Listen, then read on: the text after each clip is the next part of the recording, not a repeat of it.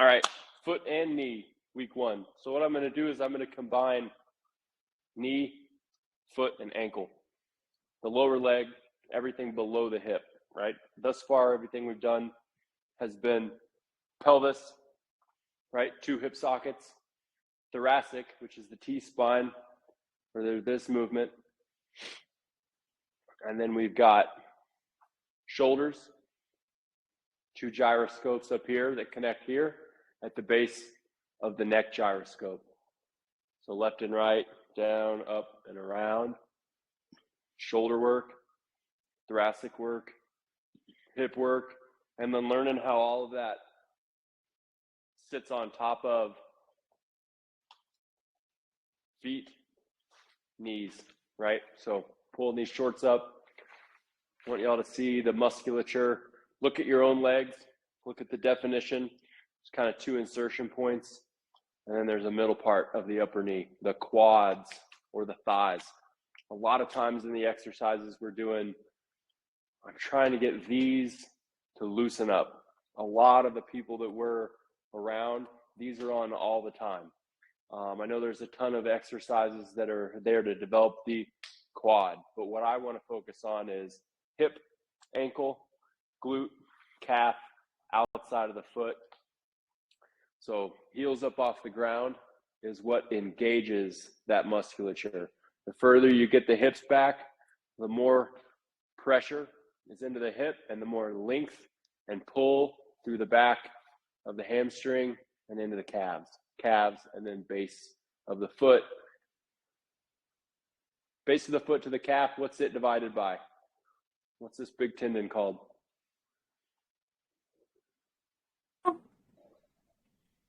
What?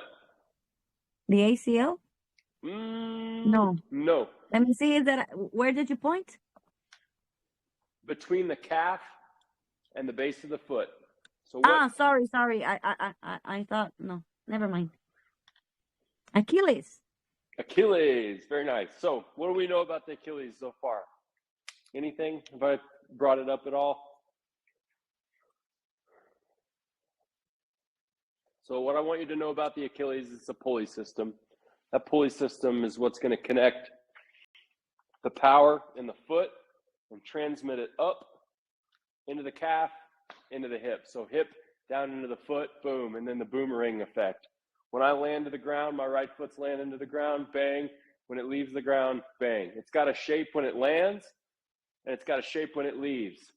The only thing that's going to change above that pattern is the pressure of the rest of the body. So all of it slides into a straight foot, and that load primarily requires that Achilles to load it properly as it lands and leaves. I'll see with a lot of people that we've got crooked feet, and what that does is it takes center of gravity and pressure down towards the inside of the feet. When you get onto the inside of the feet, collapse, knees to the middle, you start to collapse the ankle gyroscope. I'm going to pull open the anatomy of that ankle gyroscope, and we're going to look at it in more detail, and then we're going to come back to it. But all the work we've done so far in our back with the shin tracing work, we should have an ankle at this point in this curriculum that has free movement, like so. You will have clients that have really limited ankle mobility. They've got really squashed together toes. A couple words I'll use today is intrinsics and extrinsics. Those are fancy Latin words for internal and external, but they're both small little muscles in between the toes, the intrinsics, and then there's going to be things that surround and create this structure that can move a lot, but has a shape and a design where it's most stable. Surfaces that we're on a daily basis change, right? This is a mat that has little bitty pricks on it. It's a sensory mat. So when I put my foot on it, if I'm overly pressured on one side or the other, I'm going to notice it with feedback. If I'm on a traditional yoga mat and I'm standing on it, the sensory input is much softer, and it allows my feet to really form to the mat for stability versus a hard, even prickly surface. I prefer a hard, prickly surface when we're working with feet, as long as the person can tolerate it. The majority of people are going to be doing workouts on foam mats. Why? It protects the feet. However, it also takes away the strength of that foot. The slant boards that you have are made out of straight wood, MPF, compressed, very, very dense, hard surface with a little bit of sandpaper on one, and then the other, no paper. The taller 20-degree angle board is for a basic squat. You could integrate this at the beginning of your sessions. You just focus on a straight foot. The heels touching the board. It's much more comfortable for somebody to be able to get into this deeper squat when they're on this 22-degree angle board because of the way that pressure opens up this ankle so it can rotate properly. These boards have just straight tilt. And What's if we don't have the other one? You don't have these? No. Which ones do you not have? That one, the one you're stepping on. The taller ones. We have the normal ones, the ones that you have over there with the black thing. I'm gonna have to ask JP where it ended up. Hi, Sylvia. They should have come as a set. Is that your phone? No, I don't know. No, not mine. El uso de tarjeta. I think we do have those. Superamos. The ones we don't have are the shorter ones. Podríamos probar. I think the flats No, are esa super, chiquita sí hay. low. One has No, pero one has Velcro and one doesn't. no. The one with See, Velcro. we have the little ones that have the Goda signs everywhere, and we have some I think other those boards. flats are the ones we don't have, the flatter ones. No, las altas no tenemos. I think no, es que las altas se miran muy las flats. So they should have tenemos. shipped as a set, right? Like Yeah, we these have boards only work. one set of those, las de John Paul, las que dicen Goda, las chiquitas son de John Paul. So these aren't from Goda. I make these. This is a set. Yeah. It's a 22-degree board, which you only should have one of. And then you've got 11-degree boards, which you have two of. Yeah. Yeah, maybe JP has the big one in his house or something. So do yours have this on there? Yes. Yeah, the ones with the black line. The ones with the black are for feet to go straight. The reason the other one doesn't have it on there, because some people want to stand on it like this, right? And it's not really what I want, because what that does is it really tilts even more extreme than what I want, and it can bend that Achilles in a position that I don't really want to necessarily load it. I will put somebody on these boards if there's a need for them, but that need is few and far between, because normally I can get that same feel here, and just the higher I get my heels up off the ground, the more load into that board I have, and I don't need just this extreme angle, right? Unless I'm going to be doing some, I don't know, I really don't use it. There's ways to use it, but in a traditional training standpoint, I just want you all to use them straight feet on these ones, and then use this as a slope board. You'll see a lot of people that do calf raises with their toes up the board. This is to, quote, lengthen the calves. I would rather you be here and learn to load the heels and then keep that same feeling on flat ground and then step up on a different. So remember, sensory, that's what we're going after with the feet, different sensations. We've got prickly, we got soft, we've got hard, and we've got sloped. And then we've got a heels up slope, so a downhill slope. Skiers, great board to be on, right? Because I can lean into it. I can put my hands even on these boards and work a squat to hinge flow with both sets, right? Feet, though, on that foundation. What am I missing? I know last week we did kind of an intermission, but I introduced some of these concepts. I'm just trying to go through in my mind what you need to know about this foot, because this foot is complex. So we're going to do some anatomy and look at the structure Right of this foot. in that position, the exercise that you just showed, is the one that we couldn't do it with Lucia, so we had to use, remember, the wall, because sometimes there's an issue that you have, that you put all your weight in front, not in your back. Yes, well, So Lucia it is happened to me also, also. If I don't use a wall, I am not aware that that I have to use my hips or put the weight back. so for her, you get her on these steeper boards. We'll get them to you. This will be big for her. These steeper boards, you can sit on them, right? You can sit all the way at depth. That's not the goal for her. The goal for her is control, right? And then if you keep a weight in the front of the body or a wall, it allows you to push the hips further back and gets the chest forward. So if you can just get into that position and do little squats holding something on the board, you're going to feel how it loads both sides of this calf. Okay? That's where you're looking at it for her. You want to make sure she can feel it here, because if she can feel it here, then you know that foot is secure, and that is going to feed up to here. So you'll improve her ability to keep her hips back by now integrating this footwork. Straight feet, just heels up all the way and then slowly lower. Woo, and you'll notice, man, she's going to want to tip back. She's going to go into these old patterns, which are hips forward, heels down. So to get her back into it like you're using the wall, now you're trying to pump and slowly lower. Pump and slowly lower, which is an eccentric exercise. Eccentric, you know what that means? Yeah, that we have to go down very slow. Super slow, because it recruits all those stability muscles that she's not really using appropriately. Anytime you catch her going fast and moving quickly, she's using momentum to get through these neurological systems, these physical forms, the connection between the brain and the motor, the muscle, it's missing. So she's just using speed to get through it. Otherwise, she gets grogged down and you'll see her body like, whoa, really struggle. Those are the moments that you're like, Lucia, we're right where we want to be.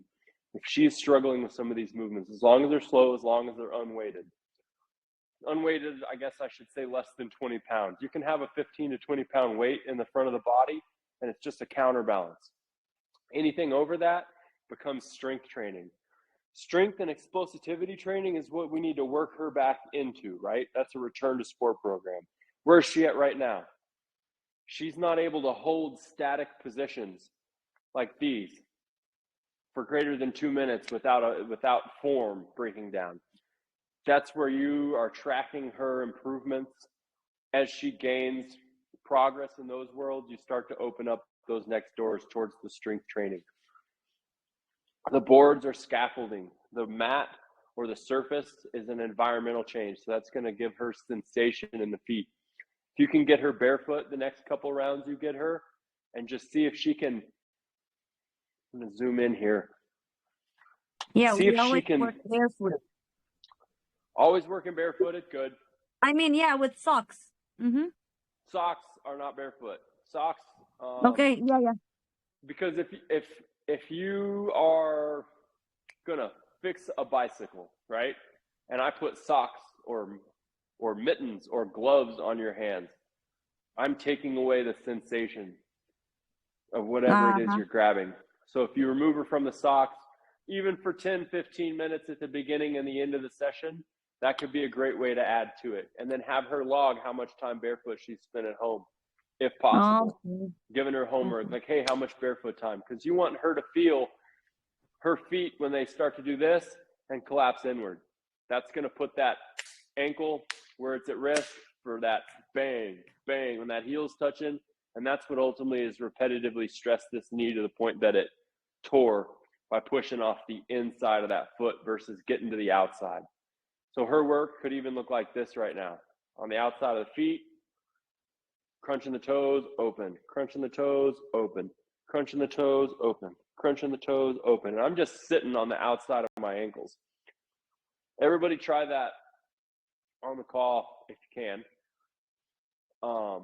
And just feel how hard it is to really scrunch those toes and then open them fully. And then shift weight from side to side. And you'll find that you load one foot or the other a lot more just with your instinctive behaviors. Now, through that drill, you're aware of it, which is what you're giving these clients back, the awareness of the feet. The second toe, the index toe, the long toe, not the great toe, but the second toe, should be straight ahead. The outside of the foot, which is the pinky toe, the ring toe, the middle toe, is going to be the primary load bearing. And that's what's going to get weight out of the heel. If you shift pressure to the outside of that foot and forward into the forefoot, you should feel the heels start to unweight. Now you let that person put their heels back down and unweight. Put their heels back down and unweight. That right there is a rep. That's an exercise in itself. It doesn't look like much movement, but if you're doing that at home right now, you feel how much is actually recruited. And if you continue to do it, you're going to feel that fatigue in the muscle leave the feet and start to work its way into the what?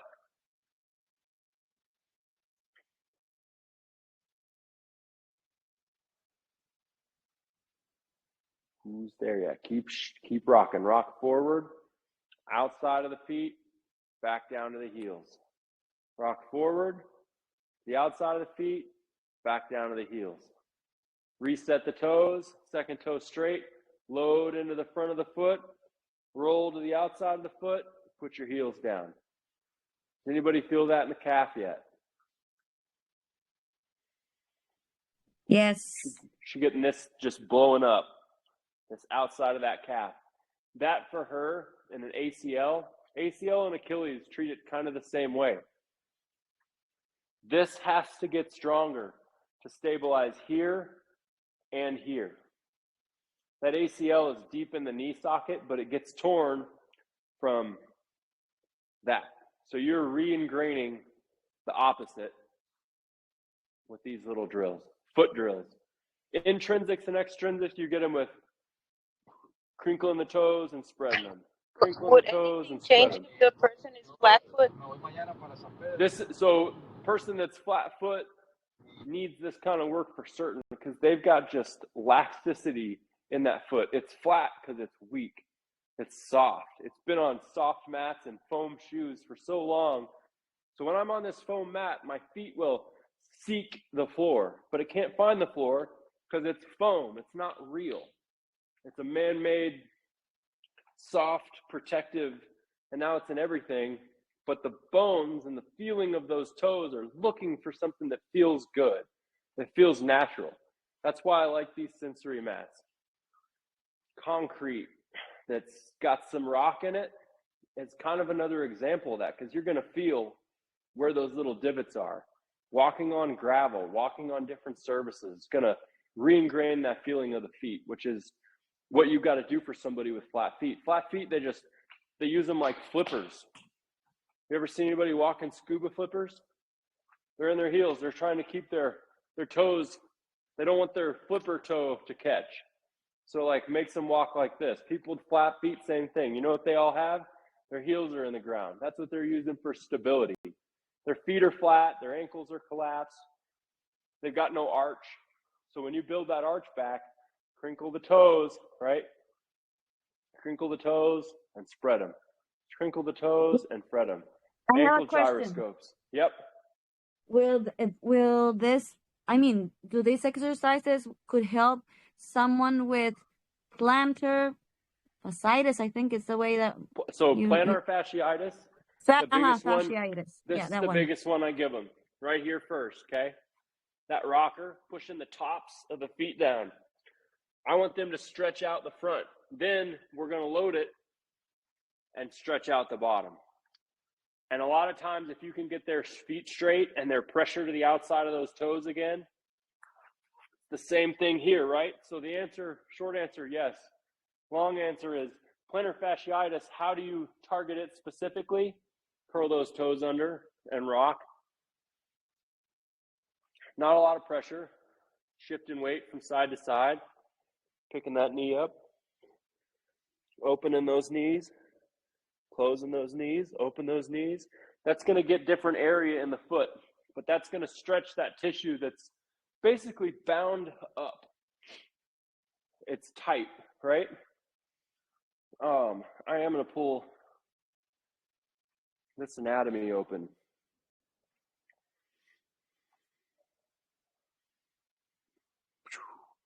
That's the plantar fascia, okay?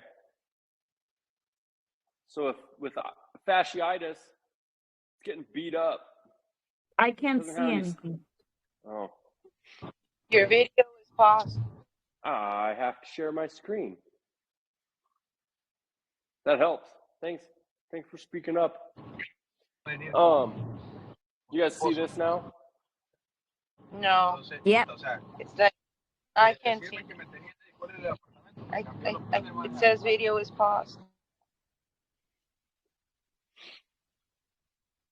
So Jan has got I do video see it. paused. But everybody sees it? Yeah. Base of the foot? Cool. So that's the plantar fascia right there, right? It can get bound up, little knots. See the webbing between there? If my toes are crunched together, then this part right here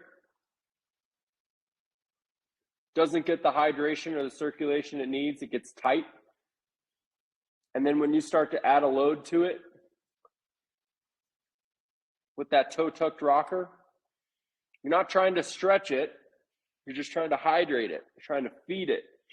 Think of it like feeding a baby, giving it its first couple scoops of food. With those outside toes,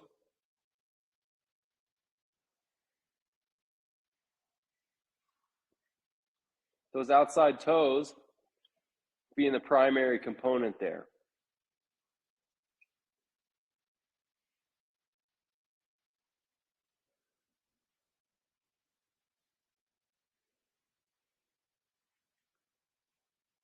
This all supports that outside of the foot. So there's more structure when it comes to muscle on the outside than there is on the inside. But on the inside, what's the difference? Anybody want to take a wild guess before I go into it? If you don't know, say pass.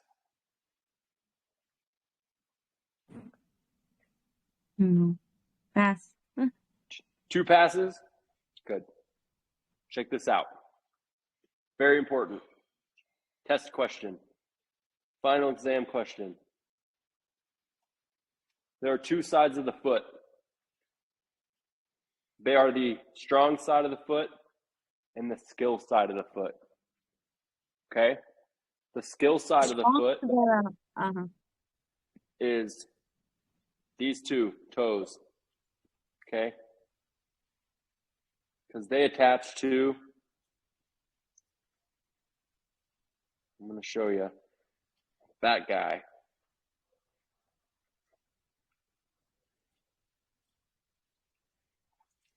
All right, so these 2 toes.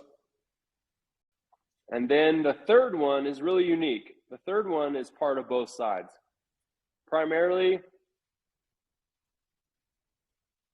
it's the strong side of the foot. Look at the structure of these 3. Oh no. The structure of these 3, the shapes of these 3 outside ones. 1, 2, 3 are on that outside part of the foot.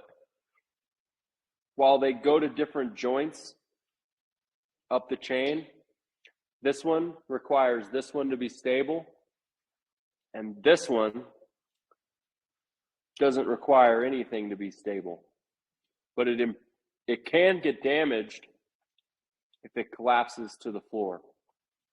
right? So you ask about flat feet, kind of visualize here what happens for this foot to go all the way flat. What does it lose?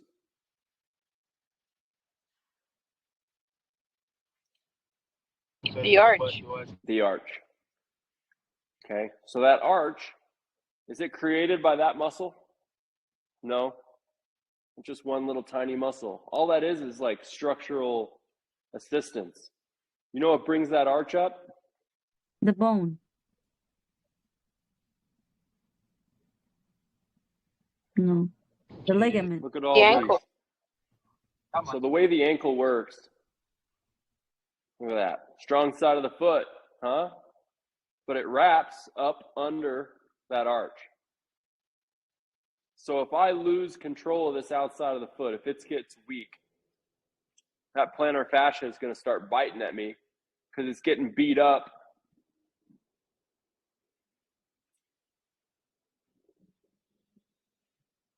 Shoot.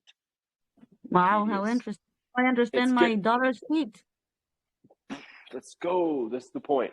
This is the grand finale, y'all. This is what it all comes down to, is how this foot interacts with the ground and how, like, I love to hear that on the first visual of this, that you understand it. Because it can get overly complicated, and I don't want it to be overly complicated. That's why we're not using the names of these joints, because I don't think it's important. Just the shape and the design here is what I think is important. None of us are going to be why.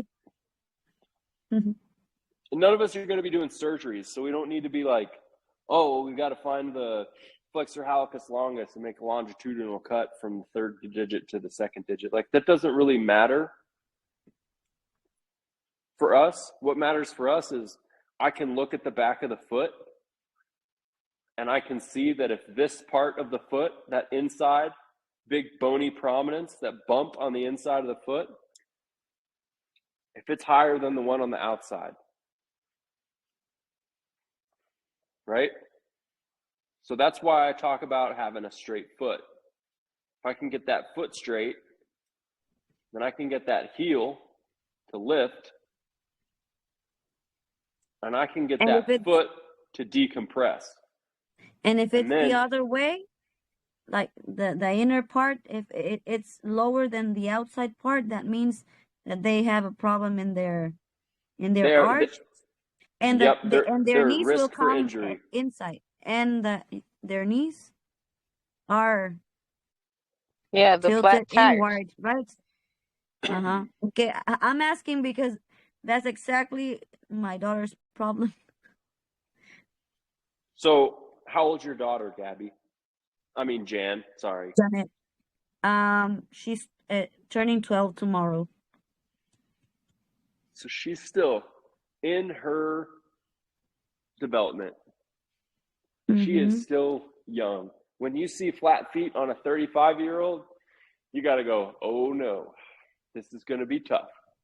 And the If you doctor see, gave her some plantillas. I don't know how to say that in English, for her shoes. Swoles. like, Soles, inserts, uh-huh. Soles, uh-huh. Soles. man, so that's a crutch. Okay? Exactly. You know what I mean by that? You gotta have her barefoot. You got to have her barefoot in a controlled environment. If you tell her to go play barefoot soccer, she can come home sore. She can be hurting. However, if she knows how to gauge when it's time to hang it up, say, I'm going to play like 10 minutes of barefoot soccer, and then I'm going to take a break because my feet Every time hurt. she runs, she complains of Pain? that she's having pain. Uh-huh. So getting her in those toe-tucked rockers and seeing if she can transition from that toe-tucked rocker to a squat Okay. is going to give you, that's how you'd focus on that foot. Okay. Does that make sense? Because then you're just primarily loading the foot, and you're not doing it with a full weight bearing until she gets good at the toe tucked rocker, and you're Okay. watching behind her. Maybe you're putting your fingers right on the insides of her heels, and you're like, if she starts to drop those heels towards one another, then she feels your fingers there. So there's a little tactile cue or a little scaffolding, and she's just going to keep those heels straight up and down. As she brings the knees up, the heels will get closer to the floor, but they won't touch. And when she Mm-hmm. brings the knees down to the floor in the rocker, the heels will come up off the ground further. And you're going to start to strengthen that arch. You're going to start to load that. Some other good exercise, I guess, are like like scratching the floor with your toes, huh? Yes. Like Check this scratching out. and then walking on different textures. So I call it pawing the floor. Pawing the ground. Check this out. This is my baby. Watch his right foot. This is a mattress with a comforter on top, right? So I'm doing this because I know, like, he doesn't know what it feels like. And this is at, like, let's see, January. So he would have been 3 months old.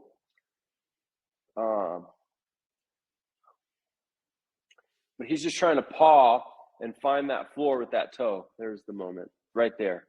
Right there. See how he hasn't quite found the outside of the foot yet? He just, like, loaded up into the inside of the toe, inside of the big toe. And that outside of that foot is all curled under. It's underdeveloped. Uh-huh. Find a good slot. That right there. Some people never develop out of that because they get stuck in a shoe. So they never get the sensation of what he figured out right there. Let me find. There's a moment he loads it properly.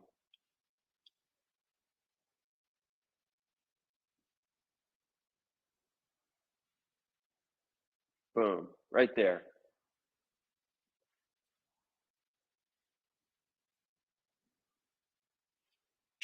Boom. So that, I know it's a blurry shape, but you can kind of visualize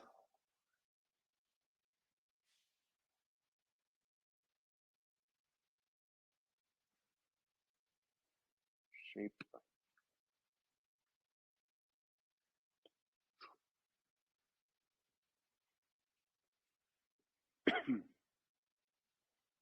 That angle where those bony prominences would be.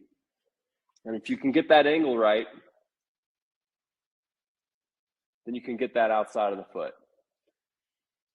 If you get that angle wrong, if it drops down here, right, or if it's like that, you're going to primarily be in this area. And then this area doesn't get fed, which is what you'll see in the majority of people, which is where we can all help them redevelop that outside of the foot.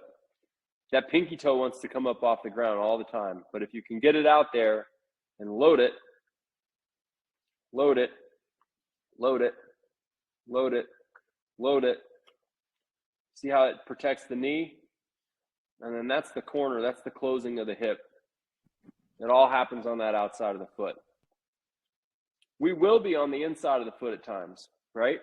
And the reason why, that big toe right there, that great toe, and that second toe, what did I call this part of the foot? We got two parts of the foot. The agility ones or something. Yes. Okay. I'll take that, right? Agility is a skill. Skill. So there's let me show you. I divide it. You can rename this, right? Like if you feel like you've got an athlete that's going to understand agility the way I want to portray skill, then use that. I'm okay with the language here being changed as long as you're able to explain it appropriately as the inside part of the foot or the area that you're using for balance, direction, agility. Those are all skills. Skill side of the foot. Right there is the skill side of the foot. Everything we've been exploring. That's my screenshot of it. Everything that's green. Underneath, everything that's green. If you're going to pick something up with your foot, if you dropped a pencil or a bottle cap on the ground, you're like, I'm going to try to pick that up with my foot. That's the side of the foot that you're going to use because that's a skill. For strength and stability, what side of the foot do we use? The last three The outer. Fingers. The outer. The outside, the strong side of the foot. And I do include the middle toe in both. Because if you look up here at this really front of the foot, that third toe structurally, those really the second, third, fourth, and fifth, you could all say is the strong side of the foot. This is where it's not linear. Nothing that I teach is straight down the line, black and white, yes, no question. Everything is applicable to a movement at a certain point in the movement. If you're running, you're going to use the entire foot. Don't have a misconception that you're only going to just use this part of the foot all the time. I've had people do that. What that creates is stress. There's two little bones right there, right? That's not enough to bear weight of the entire body. The entire body bears its weight on the entire foot. But that strong side of the foot through there, while that's just the bone, the majority of the muscle is on that strong side of the foot. And that is why I call it the strong side of the foot. I sent you a picture on Instagram. Maybe you can share it if you want. So I can you can see what I was asking. That what happened when the inner part of the look at her feet, look at her ankles. Ooh, shoes are a culprit. Shoes are a culprit. Right? So you just got to get her where she's here. Check this out. Let me think about this.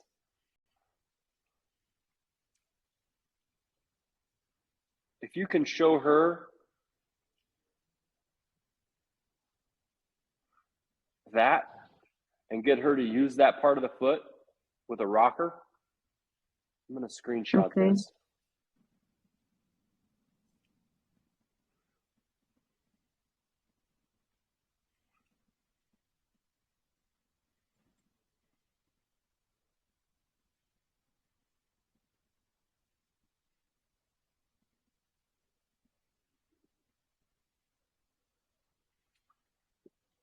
I just sent you those two pictures. Yeah, it's like her ankle. It's almost to show her that her ankle has to be higher instead of lower. So that you have her reach down and say, hey, that little bony prominence on the inside of the ankle, I want you to keep it up tall. And then don't let your heel touch. And then you make it a game. This is where you make it playful, right? You could walk a maze or do an obstacle course and just the whole time having her focus on that part of the foot. That's what's going to develop the strength for that part of the foot, for her to be able to carry it over to subconscious behavior, which is the goal. You want to see next time you take a picture that she's all perched up using the outside of the foot, because then you know, oh, I fed the brain a little sensory input. And do you think shoes has something to do with it? Like maybe she needs to wear like flatter, thinner, like more flexible shoes or something? Flatter shoes, good idea. The material of the shoe I find really important. A leather moccasin. If you know somebody that can do leather work, just getting her a leather sneaker that's a leather base. The other option is to get a shoe that she uses for exercise. Like barefoot minimalist shoes. What's available out there for those? There's a lot of options. You can get creative. Here's what not to do. Avoid foam. Don't be in a foam sneaker like that sandal. That sandal is a big foam riser. That naturally is going to require the inside of her foot, the skill side of the foot, to really crush down for stability. Because if you try to have her stand on the strong side of the foot in that shoe, she's actually going to flip the shoe over, I bet. It would flip over where her foot would actually, her foot would actually, I'm going to unshare my screen. Y'all see me again? Yep. So if you put her in that sandal and told her to stand on the outsides of her feet, when she went this way, that sandal would probably flip, and like the bottom of the sandal would actually probably point that way if she did it right. She'd flip out of those shoes and she'd be down because the outside of the foot has to touch the ground somehow. And she can't get there because it's a big foam riser. So when she gets to the outside, it's going to roll it and flip it, which is why she cranks down on the inside of the feet. Bang. She's here because she's trying to get stability, right? Does that make sense?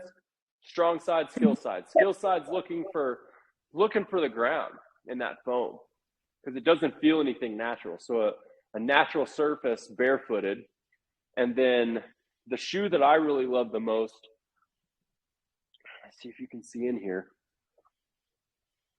has a cork insole.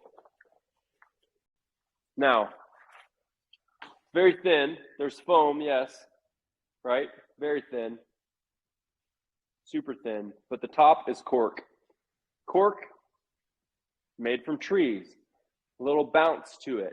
And what's most important to me is that my foot can feel it and grip.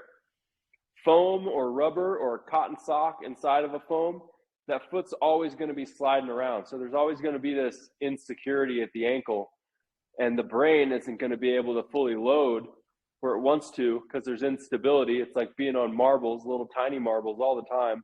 So the brain will sink the grabby part of the foot further into the ground.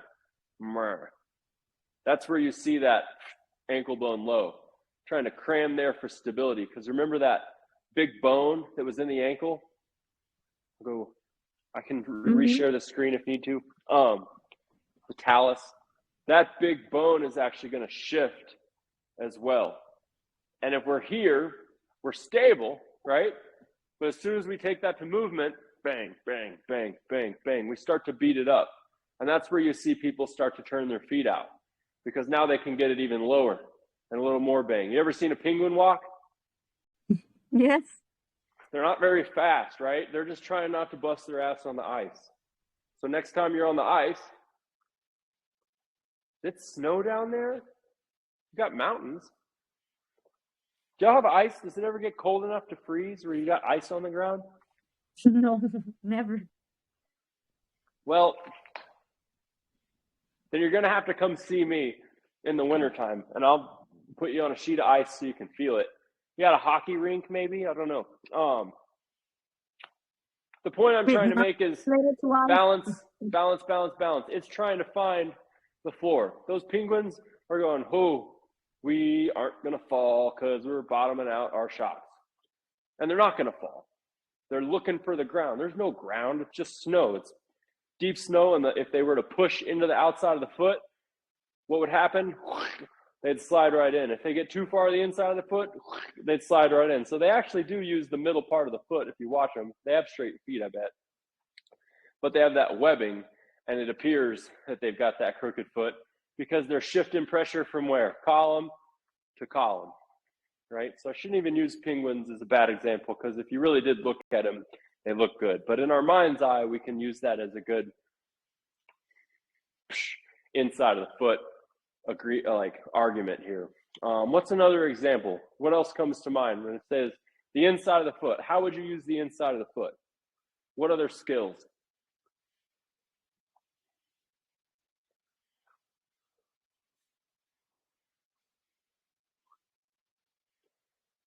Sí, para contratar un extranjero. Yeah. I'm like kicking you guys the answer. Kicking a what? Ball?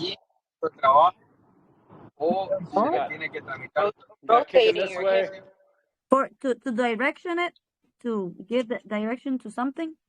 Yeah, like if you kicked me a soccer ball, I'd pass it back like that. I'd use the inside of that foot skill. Pow. Put a little finesse on it. Pow. Put a little finesse. If I'm going to kick that sucker really hard, I want to make impact with that part of the foot. Boom, outside, strong side. I want that to ingrain. Does that mean I only use that part of the foot? No, I use the whole thing, but this is now part of the equation. If I'm just doing a light little pass, skill side of the foot. If I'm going to stand and balance on a balance beam, skill side of the foot. But what happens to the outside? It grabs as well, and it creates a what? See that dome of my hand? Like a gripping. That's the same thing the foot does. So it can perch, it can grab, or it can transmit force. Boom, boom, boom, boom, boom, boom. Foot lands, strong side of the foot, comes down, front of the foot lands, heel. See the palm, then my figurative heel, it's really my elbow. Strong side of the foot, boom. See that heel? Imagine this is the heel of my foot. This is the strong side of the foot. And all of this is the base of the foot. Boom. Landing straight. And what happens to the heel as the inside of the foot lands and really leaves the ground? Where does my elbow point? In or out? Out. Out. So that's where, looking at a gait pattern of a run, if I see somebody landing to the ground with their foot crooked and they come off, where? Boom, boom, boom. They never get their heel over here because they never close the foot. They keep it open. So they just beat up the inside of that skill side, bang, bang, bang. They never get to the strong side. So all of these exercises are getting people back into that strong side of the foot, which is where pigeon toeing happens a lot, but it's kind of cheating because I can still pigeon toe and collapse. But I've got a much better chance of getting to the outside of the foot if I pigeon toe and then straighten those feet. And that creates the hip back maneuver. Hey, I have a question. There was this kid we had on a CrossFit Kids class, and he used to walk. I've seen many kids walk like this, and I want to know if it's fixable, because then I had a friend that grew up and it never changed for him, but he used to walk like it's not on their toes, but like it's like their heels never touch the ground. It's like they're I don't have a problem with that. There's a lot of people. There's surgeons that will cut, and then they develop thick and then calf. And I'm like, let's go. Give him a thick calf. Like, over time, I see that as something that he's up here all the time. It's a sign of, here's how I've seen it described. People say that's a sign of autism. Well, let's say, yes, it is. Okay. Yeah. What is autism? Autism is a broad diagnosis for someone who's very sensory, high sensory, right? They're skittish. They might be, they might scream, or they might just run in a circle and you can't control them. That's all going to be diagnosed as autism in some certain way. If you see these heels up off the ground, what do you know about their feet? It's fully what? Engaged. My 6-year-old stepson, that's what he does. You know what else he can do? Cartwheels on a moment's notice. Hey, Theo, do a cartwheel. Perfect. He's already in this cat-like stage. I'm going to bounce around. That kid later in life, to me, becomes fast. What do you do for him? You've got to get him into this position. You got to get these things to turn off, right? And then see if you can pick this up and stretch the front and lower. And then curl the toes. And then see if he can get here. Put him on the 22-degree board. And you could see if he can get his heels down, right? That over time is how you get that tissue to stretch where it gets that length back. But my guess is his brain is what's got him here. And I would not mess with that. And I would not be alarmed. The only people that see that and have a problem with it are the people that are like, oh, I have somebody that can fix that. Well, how do they fix it? Well, they're going to cut it and sew it back together. No. Just, yeah, you fixed it all right, but you also created now a bigger problem down the road. If you let that child just develop, he's going to develop out of it. Will he have a big old calf? Yes. You know who he might get called by? The New York Jets, the Alabama Crimson Tide. You don't know what his future holds when it comes to, hey, his heel's off the ground all the time. Because if you know what you and I now know, that heel shouldn't really touch. You ever seen a dog walk? Their heel's way up. Yeah, I was about Way to up. say that. It's Yeah, springy. animals walk like that. Anybody They that wants to put their- cut on that, I'd say, let me That's see your true. feet. And they probably look like this. And I said, does your back hurt? Yeah, my back hurts. Want to know why? Because you got this happening. That kid's like this. Boom. He's right where we want everybody to be. So I'd like bring that kid into class and be like, hey, do a wall sit. Take a picture of that, because that's what a perfect wall sit's going to look like. He's going to nail it. He'll be able to be there all day long. Minutes and minutes and minutes. While the people that walk in like this, you put them on the wall and they're going to go, ooh, Jan, can I please go get a drink of water? I'm thirsty. And you're like, no, it's not water time. Keep your butt on the wall. Like, that's how you have to get those people back into these patterns that this kid is blessed to still have. So I wouldn't be concerned the least bit. I would just look at it as, okay, does he have pain? Asking him, like, and assessing him. Hey, do you hurt at all? No, I feel great. Well, then why would we mess with anything? But if his answer is like, man, like the back of my leg is sore. It hurts a lot. Okay, so what do we know about heel up? What is fully engaged? What's pulling that heel up? Right? So Yeah, if I want that to relax, if I want it to get longer, what could I do? What's the very first exercise we taught in this class?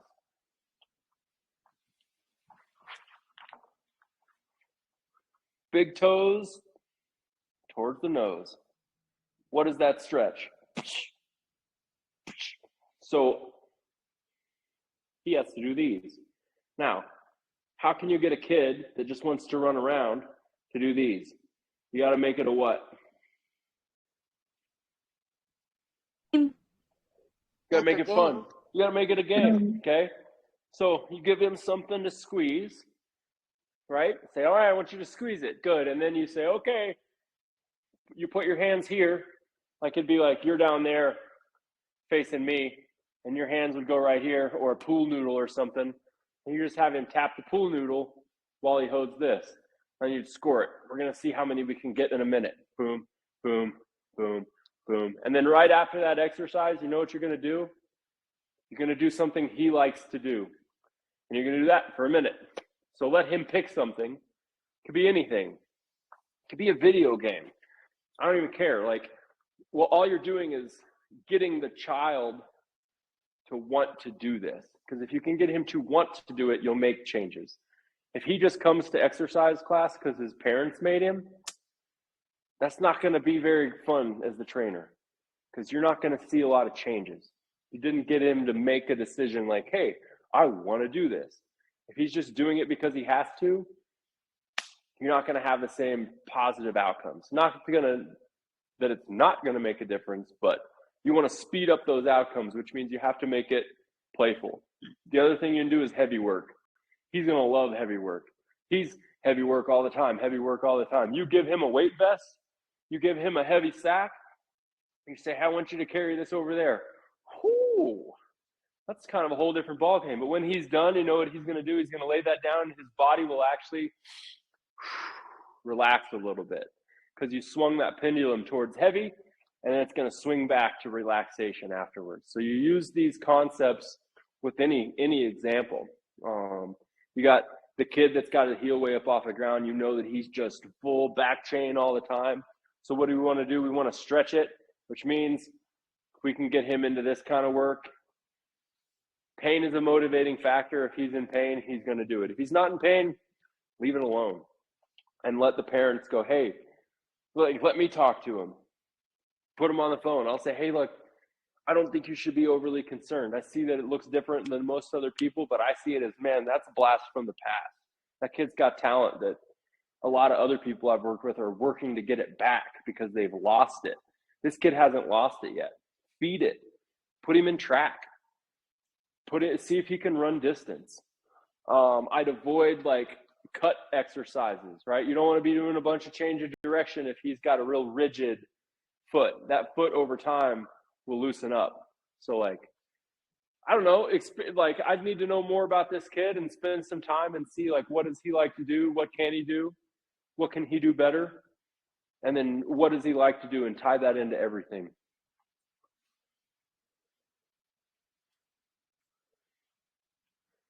Just a second, I'll be right back.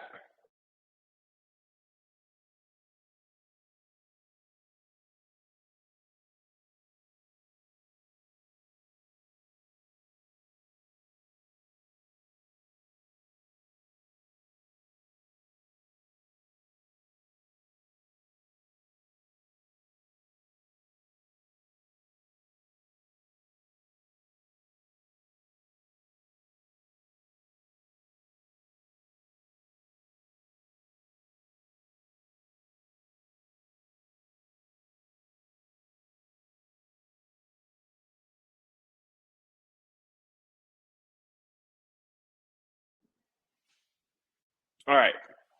Questions? Does that answer the question about the little boy? I feel like I've seen a video of this from one of you. No, I've had friends and Kids. I've seen a lot of people, and there's this new kid that's been going that he walks like that, like on his tiptoes, and just wondering if that's I had that question. How's his performance? Well, I haven't seen him because we just started the program, the kids program again, and I haven't been there to see him, but I haven't had any bad or any comments about him. I bet he's a stud at moving weight forward. I bet he sucks at lifting. Well, we used to have a coach, Cesar Janet. We used to have this coach, and he walks on his tiptoes. No sé si alguna vez te fijaste. Sí, unas grandes pantorrillas, es cierto. He has this Huge calves. And no, he's a good athlete actually.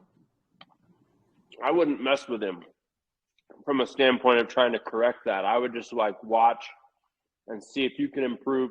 Watch for upper body compensations. Watch for rounded shoulders. He may not have full control of that upper body. So that's something you can work into. Like you see the feet like that, I would treat him the same way as everybody else, and you're going to see that he comes along just fine. A lot of groundwork. You want him to decompress a lot because he's going to always be in this hyper engaged state like an elite athlete would.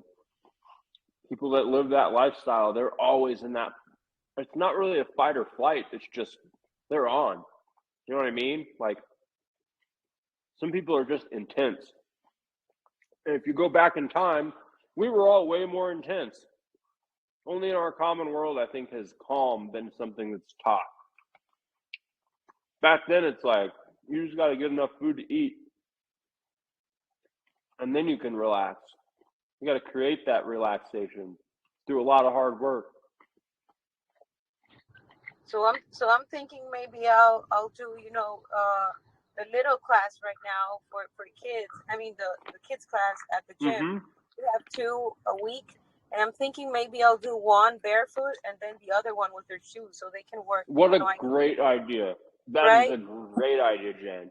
Right? Yeah. Because And then I'm you're tricking looking them for into that it. mat you have over there, Navoso. Yeah. I love that. I'm on their website. I love everything they have. They're nice, man. They are nice. Email them. I have a wholesale price. Like On what? Got to What order. is that?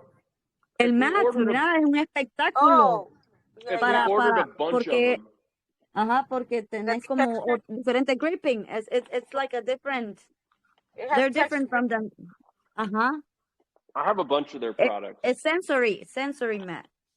I'll be right back. Hold on. Maybe we should text them to see if we can get stuff for it. I can get you taken care of.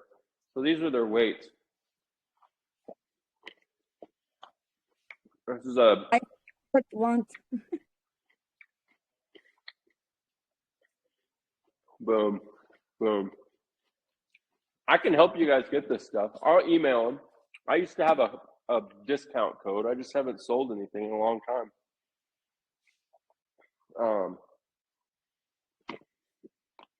There's 3 different kinds of mats, Gabby and Jan. If I remember right, they probably got more now, but The mind and body is the one that I like. there's Be like right a back. yoga mat, there's a stretching mat, there's a footwork mat, there's a functional exercise mat. I want to see This that. is I want tag me on the website, Janet, so we can see if we can get stuff for the gym.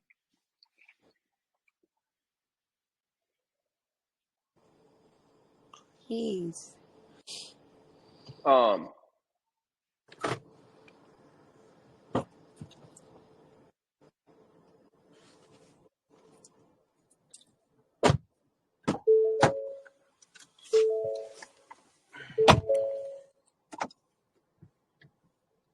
¿Quién está ahí?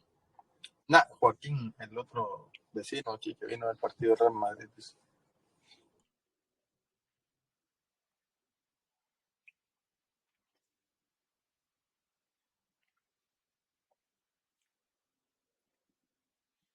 Let me see if I've got a.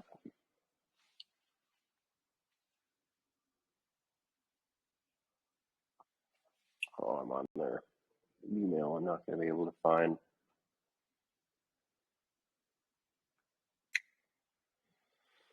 Dun, dun, dun.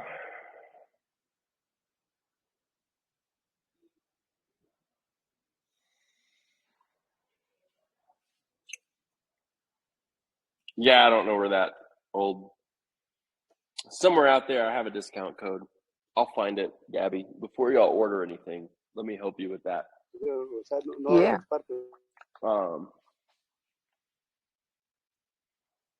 It's a great barefoot mat. So there's a lot of ways to do this, right? Like the mat's nice because I'm travel. I'm moving around all the time, so I have to have the mat.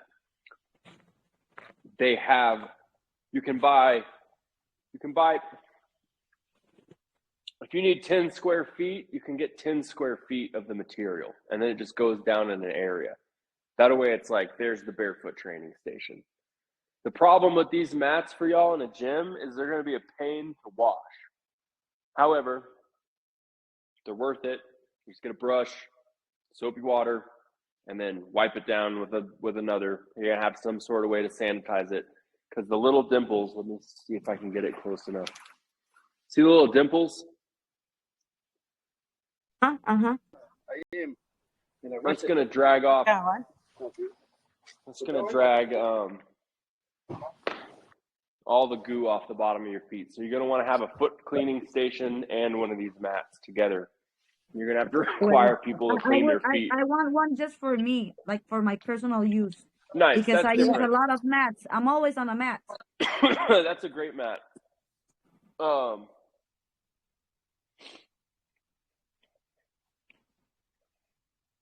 I call them tomorrow and see what I can do? I'll let them know. Like, what they'll probably make me do. The reason I never did it in the past is I had to buy a bunch of it. I had to buy bulk, and then I could distribute it. But if they have a code, I would love to use a code that I can say, hey, I'm referring these folks to you because there's a space here about an hour north of me that I would really like for them to invest in redoing their area with an Eboso mat. And I know that they have strips of it. When I went down and met them and went through their warehouse, you could just buy like 10 square feet. It's not really a mat, but it would go down. And that's what I'll let them know is I need these amount of mats, these amount of things. Because they're good. I like it. I love the product. I love the sensory approach. Anything sensory integration is great. Not all of their exercises are good. I met Dr. Emily who runs their exercise program.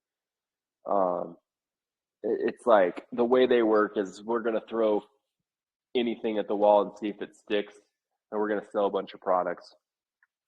They kind of took the slant boards. You'll see they have foot wedges. I tested their wedges for them. They didn't get the angles right. They didn't understand. I don't know what they did, but great product. And when the it comes soles? Pure marketing. Pure And the marketing, insoles? and that's where they frustrate me. Not the insoles.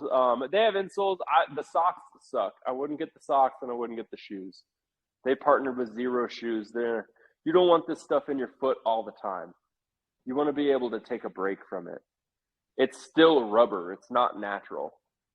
So it's not like going to fix your feet. You're going to fix your feet by getting on and off that mat, and then if you're going to get an insole, get cork. Cork is the most natural insole you're going to be able to get. Anything I found foam, some on anything Amazon. rubber. I will send them to you so that You can see. you can buy like a 8-pack, I feel like, on Amazon. They're going to have For my daughter. foam and cork, but and then you just cut it to her foot and you put it in her shoe. And what I would say is if somebody's put her in an insert, you know what I mean by weaning her off of it? No. So like if she's been wearing it 6 hours a day, you just start to decrease that time. Say, hey, next week we're doing 4 hours a day. Okay, next week we're doing 2 hours a day. Next week we're only doing an hour a day. You're trying to get her away from it with the insoles. You're trying to get her away from those things. Because it's not going to fix the problem. And honestly, you could throw them away immediately because she's 12 and be like, hey, we're done with the insoles. We're going to stand on these boards for 8 minutes a day and we're going to do these exercises and we're going to get your foot stronger and you're going to feel great. And she might be like, all right, cool. Does she like to work out? Her mom's a trainer, so she's got to be like, yeah. She loves it. And she's always asking, Mommy, is this the right way? She's like very into the posture and stuff like that. So Jan, here's your final exam. I'm going to have you film her a preliminary assessment. Do a pre-movement assessment with her. Okay. And then start to integrate some of these little routines. Just a tiny amount at first and then build volume on that. And you're going to notice that you're going to be thankful that you filmed it, because if you film it over the next several years, you're going to have some substantial changes to show people. And then all you got to do is have that portfolio. Hey, here's a 12-year-old. Nobody needs to know it's your daughter. Wow. Mm-hmm. You created that? You helped her change? Absolutely. The best at it. And then you've got a portfolio, and that's what I want you to do. This is what I've had all coaches do I've worked with. Start filming somebody. Keep track of it. If you don't get every session, that's okay. You're not doing like grant work. You're not asking for money from the United States Health Organization to do research. You're just developing a coaching portfolio, and you're developing, because these people, you might help them this year and they'll come back in a couple of years, and you know what's going to happen? I've got a call tonight with somebody I haven't seen in a year. They popped back up. They'd moved to California, and now they visited. And like, Cody, are you still in Utah? Like, yeah. Where have you been? You disappeared. He's like, oh, I moved.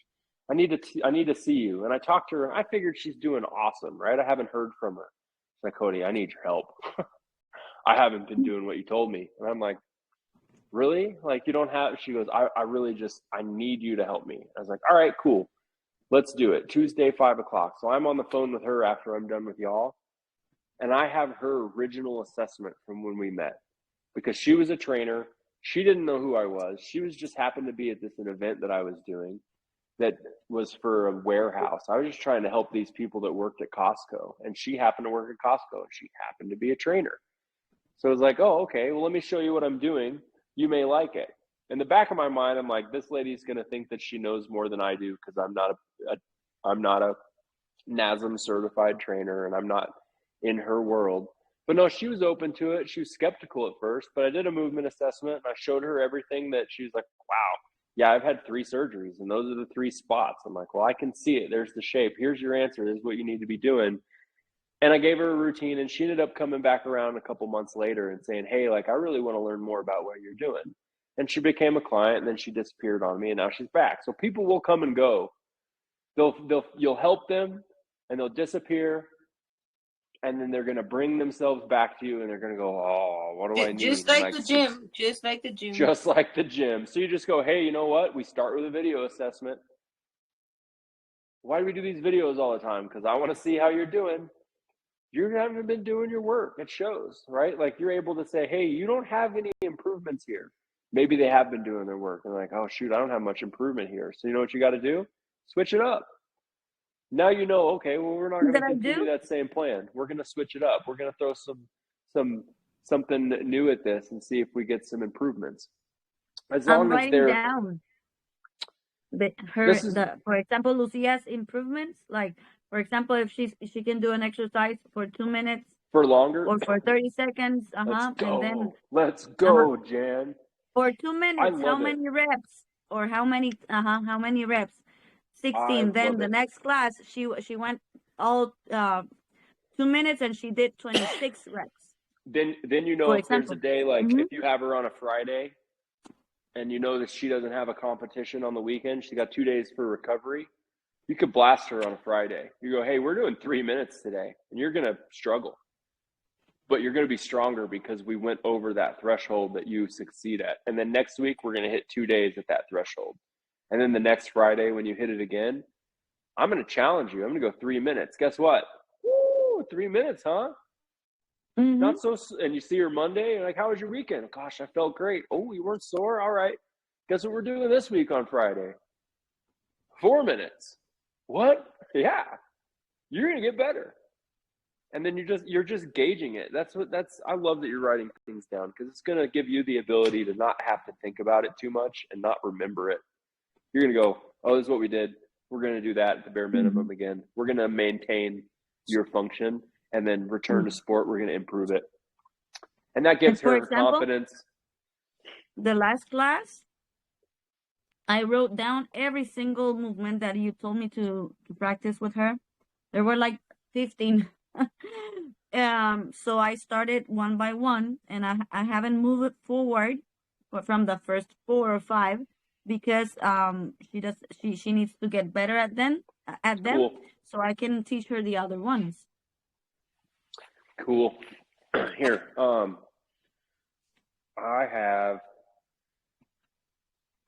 I shared this week or late last week, those training manuals. How do I get back to there? Those The QR checklist. sheets, the checklist, the daily movement hygiene. I had a problem with them because of the names. Okay. And for example, I watch your videos and I just put like the cues. Okay, put fit inside or fit straight, like in Spanish. I put like the not the name of the exercise, but the directions. Perfect. You're like, because I'm having that. trouble remembering the names. Like the gyroscopes or the reaches or stuff like that. So what I do is, okay, write down, lay on the floor, put your arms out, like the instructions of the exercise, and that's the way I write them down so I can remember. I will send you a picture of my checklist. Good. I say film yourself going through that, and what I would say, Jan, is if you can throw the video open and go through that checklist and film yourself doing like a couple reps of each of those, and then say, I don't understand this one, or I don't know what this one is. Then I can go, hey, perfect.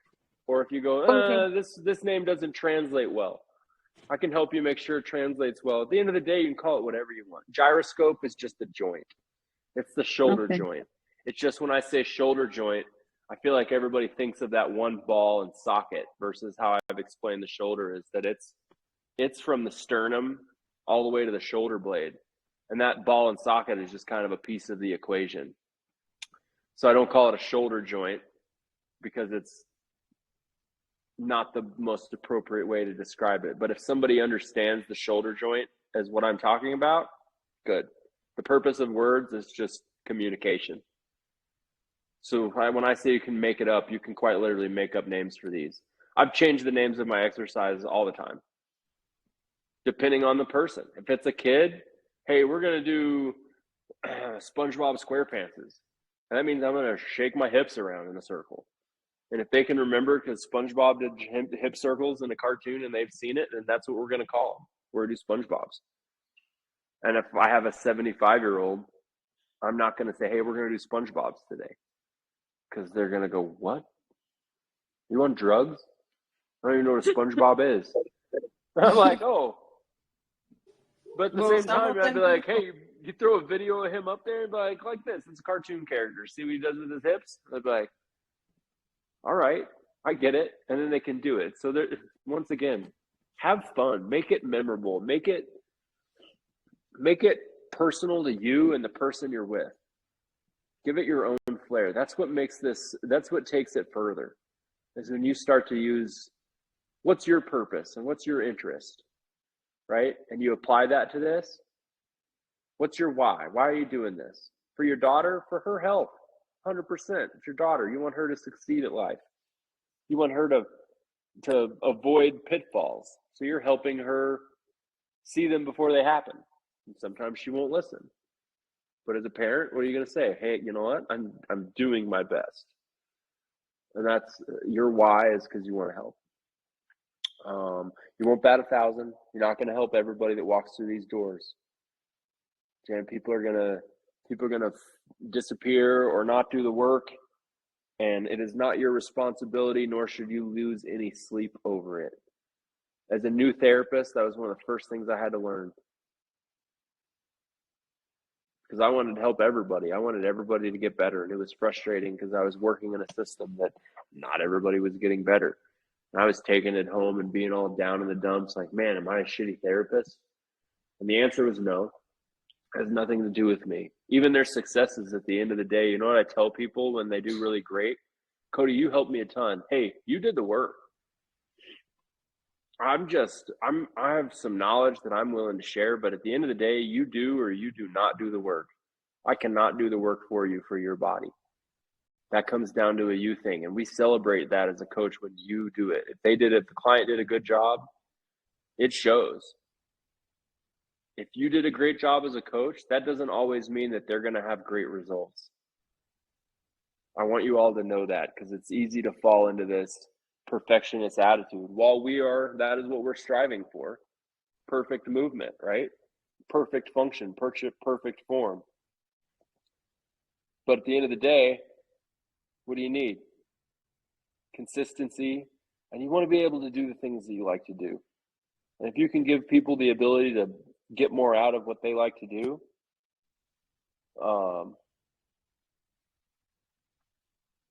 then you're going to be situated. You're going to have people coming to you because they know you do a good job. I'm tired. I'm sorry. I feel a little slow. We're in the same page. I feel Yeah. very slow today too. We're Yeah. kind of in the dog days of this curriculum too. Like, I'm finalizing this footwork. I've got to film a bunch of little exercises for y'all for the feet. I've got a huge list of foot, but the knee work, does the hip and pelvis series and the knee series make sense? How you can target the knee by turning the pelvis if you keep the foot down and the heel up. I filmed that the little Instagram reel. I posted that up. The reason I filmed those videos is I actually used screenshots. I've got a book that y'all are going to have. It's a training manual. It's just not done yet, and I'm not ready to dump the draft on y'all yet, because you're getting the same information that's in this book. That book is just going to be a reference for you all to have when we're done. And we won't ever always be done, right? Like, I'm always going to be available. Yeah. Perfect. Well, I will send you the list with the videos, Cool. my checklist, and I will start working with my daughter. Cool. The Do it. assessment is step number 1, right? Assessment number 1. Yep. And then session number 1, like formal assessment and formal session. And then just I don't even track know. consistency. Normally, I'll I test would you on it. say, We'll do okay, the assessment. We'll do the I will- assessment, and then we'll build a first session, and we'll write it down. Cool.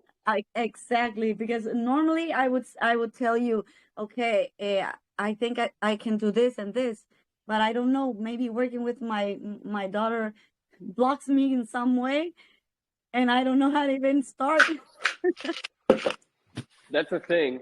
That is a thing. Yeah. No, we'll do the assessment and we'll build a program. And what what this becomes, Jan, too, is you got somebody with a kid that's like, oh, I think their feet are flat. And you're like, hey, check this out. This is what I did with my daughter. This is the program we use. Because people I know a need lot of people like reassurance that. that, man, Mm-hmm. if you're 12 years old, you're not fully developed. And you know, the little one is going through the same, like, Pattern. the same Right? pattern. That baby of mine, like, he's sitting up and learning how his hips work. He hasn't quite found his kneecaps. And it's funny because I'm watching it happen. I'm just taking pictures and videos, and I see, okay. Whereas some people are like, oh, I've got to get his knees on the ground, or I got to get his toes to curl under. I got to teach him to walk. I just let this kid struggle. Mom hates it, but when it's just dad and the baby at home, I'm like, I'm just gonna let this kid struggle because that's how we learn. We roll around and try to figure it out. He cries, he gets upset. I'm like, I know, dude, you suck at movement. But if I show you, if I do it for him, then he's never gonna develop those skills. So Yeah. when it comes to working with an older kid or an adult, you're just trying to feed those challenges to them appropriately without them having a temper tantrum. Because 12-year-olds can throw things and hurt you. Infants can't. So I can kind of torture this kid in a way, like bully him. I'm not bullying him. I'm just teaching without him. him knowing. Without he doesn't know any better. Like this kid's like, wow. Later in life, he's like, thanks, Dad. Yeah, but for example, Angie, that's my daughter's name, Angie. She asked me like last week. I think I took her to a, and she was like, "Mommy, why don't you train me? Why don't you teach me how to use my feet correctly? Because I'm feeling pain in my knees when I do this and do that." And I was like, I will. No, yeah, but I was like, okay. I don't know. I just got blocked. Jan, I appreciate you. You were setting the bar here. I hope you know that. You're leading the way.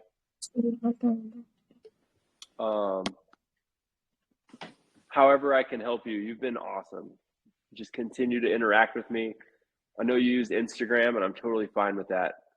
Gabby, she's been doing a great job. It's because She's been I doing don't a have your great job. WhatsApp. Right. I No, don't have and your that's WhatsApp. fine. That's fine. In hindsight, Gabby, we'll talk about this. When this Telegram series is over, if we want to move it to Slack, I can support through Slack. The only reason I use the Telegram is for these video calls, these live chats. Oh, But when we get into like a we maintenance program, we can kinda totally use use Slack if everybody's got it. Whatever works for y'all. I'm going to start to adapt this because, like I said, Jan, I want you to have access to me where you can go, oh, here's a video. Can you throw a I little know. feedback? I'm gonna look for you for sure. Oh yeah. Well, I know. I will on find you. Instagram, it gets disorganized on Instagram. It's hard to go back and find videos. That's the only reason I don't like it. Yeah. It just gets buried. Like, trust me, sometimes they just disappear. But I'm sending you the do. videos, and at the same time, I am putting them in a carpet with the link that I sent you on the Boom. drive. And you're doing awesome. That's perfect. So When I I just send want you other via people to be able Instagram? to see it. I want Gabby and Henry and JP to also be able to see the in the feedback. drive that I shared in the group. Yep. Yeah. Perfect. And we'll use it. We'll pull it up.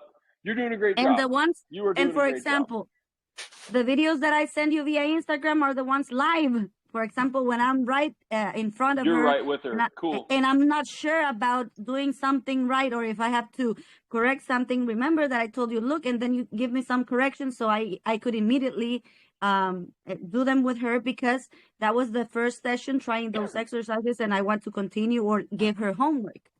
But I wasn't sure if we were making that right. No, you're doing great. Doing that right. You're doing great. We're handling it well. I just letting Gabby know you're behind the scenes, hitting me up all the time. I love it. I appreciate it.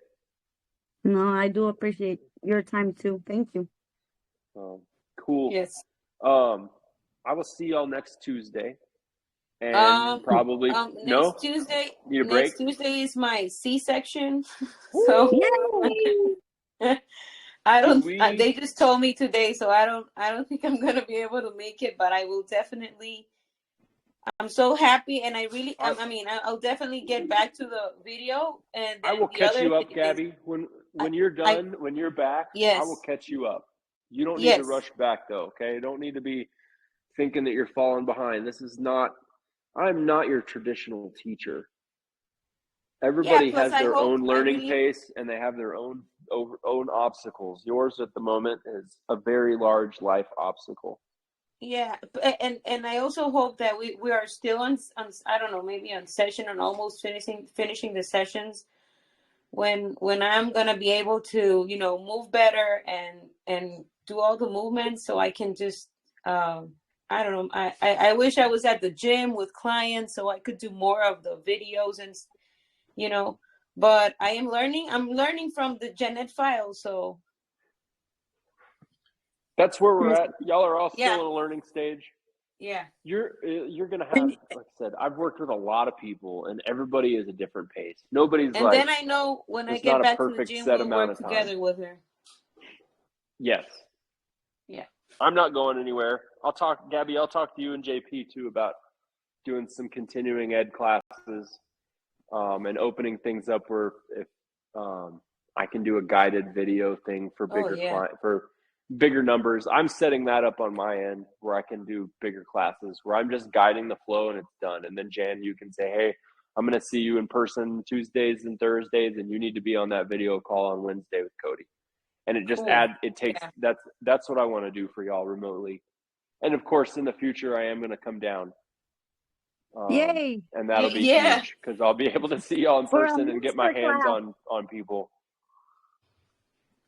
Great. Thank you, Cody. You're welcome, folks. I will see you soon. Gabby, good luck.